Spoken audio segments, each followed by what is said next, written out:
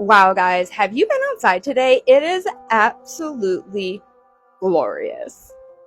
I can't make any promises that will be the only time that I use this pun or some form of this pun during this review. With a name like Glorious, and the only thing that I knew about this film going into it is that it takes place in a rest stop bathroom. There is a glory hole, and behind that glory hole there is some sort of godlike entity. Let's dive in. The movie starts off with our main character, Wes, in some sort of delusional dream state. Now, Wes is clearly not okay. He's sweating, he looks like he's been through the ringer, he's got all this stuff in his car that seems to be hurting him to look at, especially this teddy bear that says, "I love you very much." And that is about all the information that you get, which I love. Although I will say I for sure watched way too many horror movies because I did guess the plot twist before. We're set up to believe that Wes went through some really terrible breakup and he is not handling it well. We do find out that this woman's name is Brenda. Montage drunk scene time. We're going crazy. We got some rock music. He's drinking. He's getting drunk, just drinking it straight out the bottle. And then we get a little bit more information about one of the items that was in his car, and that is our little red box. So it looks to be pictures, maybe letters, some clothing, just miscellaneous items, but the big thing being in there is all of these pictures. He begins to burn them all, but he stops at one specific one, and he cannot bring himself to put it into the fire, and he just places it in his pocket. I know you know that's right. He drank that whole bottle, so he's grown up now, and he is in the rest stop bathroom. Let the fun begin. Wes very quickly finds out that he has now been locked inside of this rest stop bathroom, and this is where we meet J.K. Simmons' character, which is the god entity inside of the bathroom stall, by the name of Got. So it cracks me up because Got goes over with Wes that they are stuck in this bathroom, there is no getting out, there is no escape, yet Wes does continuously try to find ways to get out, only to end up exactly back in the rest stop bathroom. But can we talk about the socks? Did it make anybody else mad that he climbed up that tunnel in them socks?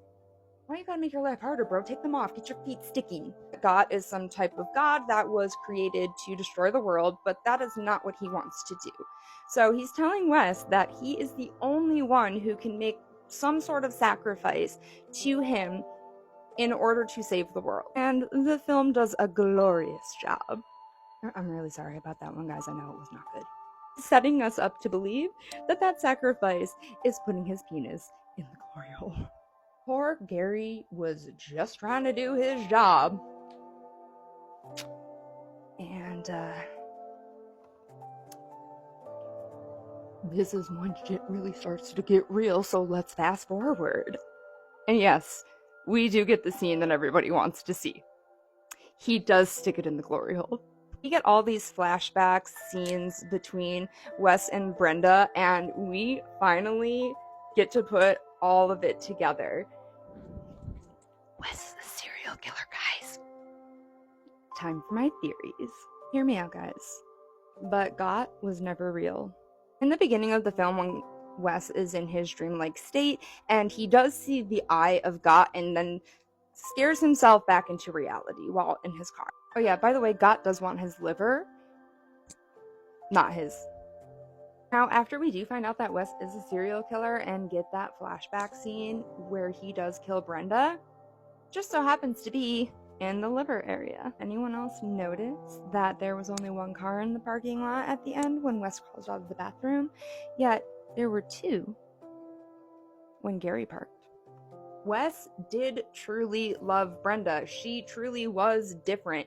I feel he was going to stop, but because she found that box, he had to take care of her. With my theory earlier that he does stab Brenda in the liver area, and then Got asks for his liver, which he has him cut out with a piece of mirror glass. And after doing so, and he, again, scares himself awake, and he's in the rest stop bathroom. And you know what?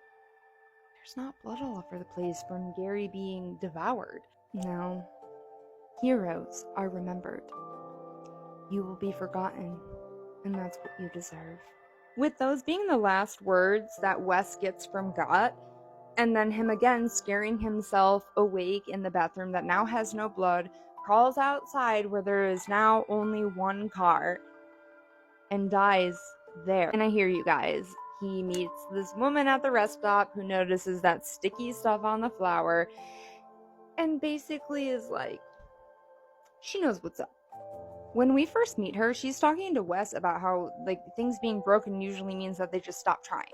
So tell me this is not Wes's mental break right here, right now, when he realizes he stopped trying to be better.